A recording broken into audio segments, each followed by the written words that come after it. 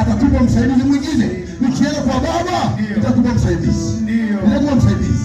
Sasa waambie Yesu Kristo, peke yangu siwezi. Wengine sema mimi uongo unanisumbua, nahitaji msaada wako wewe Bwana. Uniondoe yale maovu ndani yangu.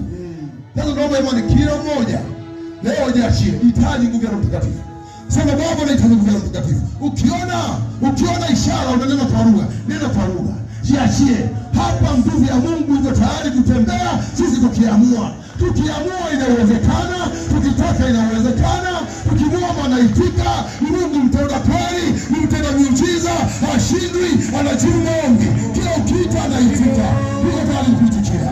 Naomba sasa tuanzishe wimbo, alafu baadaye tunakwenda sisi wachungaji tutaombea ndugu zetu hawa, tutaombea washirika wetu hawa, warudi nyumbani si kama walivyokuja, warudi wamejaa nguvu ya Roho Mtakatifu, wakashuhudie makubwa, wala kwenye mkutano